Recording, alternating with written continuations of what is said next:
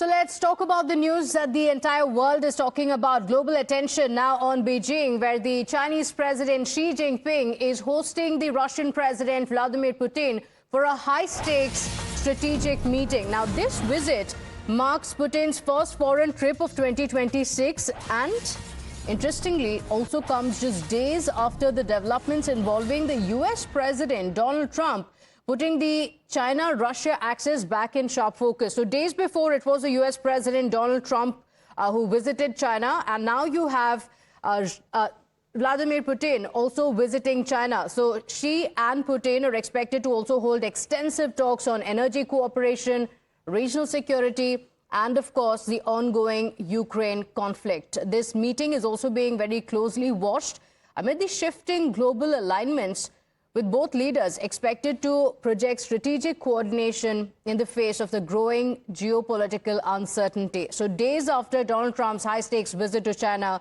Beijing now hosting another major global power player, Vladimir Putin.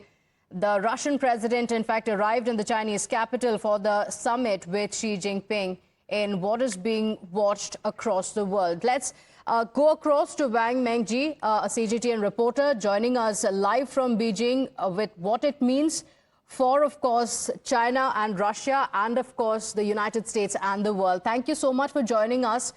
Firstly, I want to begin by asking you what the key goals of President Putin's visit to China today is about and what major agreements or outcomes are expected, because this is also the 25th anniversary of the Sino-Russian Friendship Treaty. And, of course, Putin has also said that now the friendship has reached unprecedented levels. Yeah, of course, as you mentioned, ahead of President Putin's visit, China's foreign ministry just mentioned that this is the 25th visit for President Putin to visit China. So you can imagine how important and significant the bilateral ties for each other. And this time, the President Putin's visit to China, I think, is widely expected to elevate bilateral relations further and inject much needed stability and positive momentum into a turbulent world. As you mentioned, this year marks the 25th anniversary of the signing of the China-Russia Treaty of Good Neighborliness and Friendly Cooperation. I think these milestones underscore the resilience of a relationship defined by mutual respect for each other's core interests and major concerns, as well as the mutually beneficial cooperation, while both sides, China and Russia, pursue development paths suited to their own national conditions. And I think the China-Russia comprehensive strategic partnership of coordination for new era has grown steadily stronger and more substantive. And by deepening political mutual trust, enduring good neighborly friendship, and practical cooperation across multiple fields.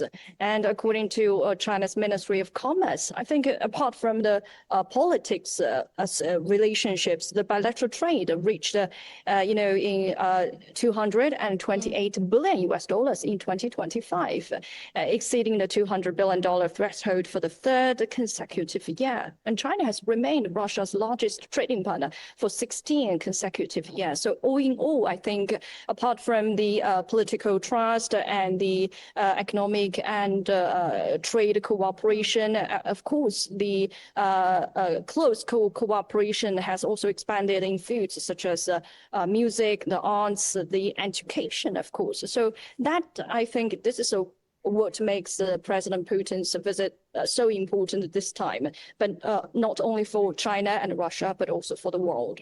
Yes.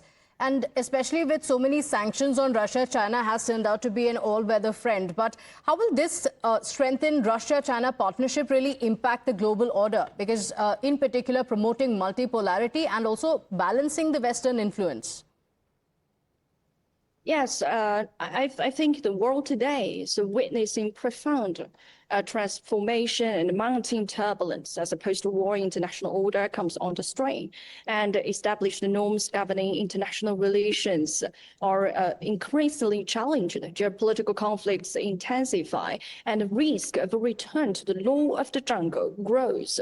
So the strategic coordination between China and Russia is of great significance for maintaining global strategic stability and upholding multilateralism and international order. And China and Russia have been pooling global efforts to formally uphold fairness and justice, defined the outcomes of the victorious outcomes of the World War II, and safeguard the UN-centered international system and basic norms of international law. So in response to a more uncertain and unstable international landscape, I think the two countries should strengthen multilateral coordination, uphold and practice multilateralism, and work together to revitalize the authority and vitality of the United Nations. So this, and back to this visit, I think apart from the cooperation I mentioned before, I think it is also not only benefit China and Russia alone, but also the world order, because China and Russia could remain close coordination and cooperation within the frameworks such as the Shanghai Cooperation Organization and the BRICS and the United Nations promote the development of international order toward a more just and equitable direction. So as the world is undergoing profound changes, as I mentioned, I think the continued resilience of China-Russia relations could carry significance far beyond the bilateral level. And of course, many are also talking about the timing of this visit, because President Xi Jinping also just hosted the US President Trump a few days ago. So how does Beijing view Putin's visit coming right after that summit? And what does it signal about China's relations with the United States amid this deepening Russia-China ties? Yes, I think we just witnessed the visiting of the U.S. president, and then the President Putin, the Russia President Putin, is just about to visit China. So I think this time, when we're talking about the relations, not only between China, Russia, China, U.S., I think the bilateral ties is not only benefit for each of them, but also the whole world. And as you can see, ahead of the China visit, President Putin delivered a video message reiterating close strategic relationship between Russia and China. And this is also the first time that President Putin sent video message before his visit. And we can also see how they balanced China and the US could come through all these messages during the U.S. President's visit just a few days ago. But I think all in all, I think all the leaders, they maintain very close communication over the years, whether through meetings, phone calls, or exchange of messages, and consistently sustaining on exceptional close relationships. This is how China's major country diplomacy come through. And Foreign Minister Wang just said that China will work more actively to build a community with a shared future with not only the neighboring countries, not only Russia, but not only the United States, as you mentioned, but the whole world. This is China's policy towards as a major country. And China will implement the guiding principles of the Central Conference on Work related to neighboring countries and follow the principle of all the beliefs, that vision of a shared future for humanity. So all in all, I think China will inject a strong impetus into global openness and cooperation, not only with the US, not only with Russia, but China will adhere to high standard, opening up, advance high quality Belt and Road cooperation, and forge a path of a shared success between China and the world, and also firmly uphold the WTO-centered multilateral trading regime, jointly resist protectionism, tariff hegemony, and bullying, and expand trade investment liberalization and facilitation.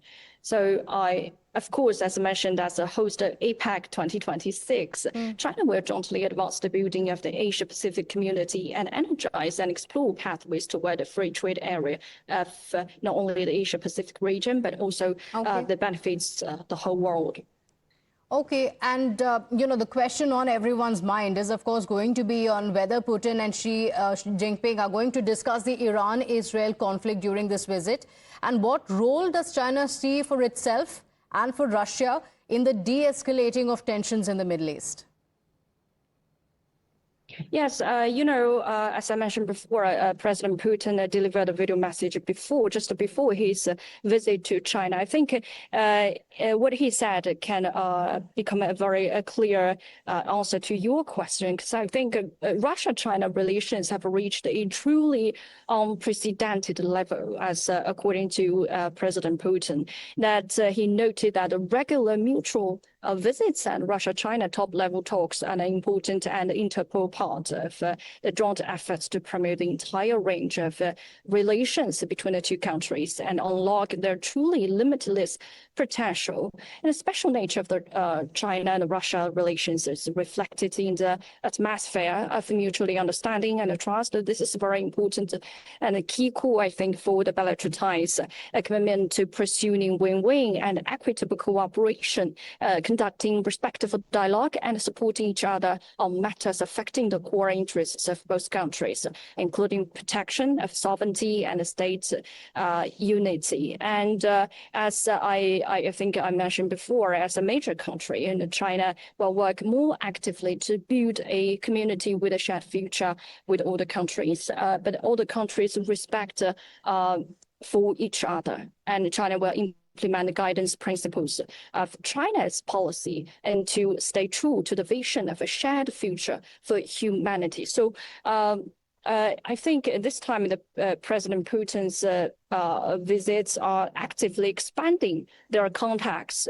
between China and Russia in politics and energy and other fields, while broadening humanitarian exchanges and encouraging person-to-person interactions. So I think both sides are confident they will continue to do everything possible to deepen the bilateral partnership and good neighborliness for their two countries' dynamic development and for the well-being of their peoples in the interests of maintaining global security and stability. Okay, all right. Ms. Wang, thank you so much for joining us on Times Now and giving your views on what this means for China and the world. Thank you so much.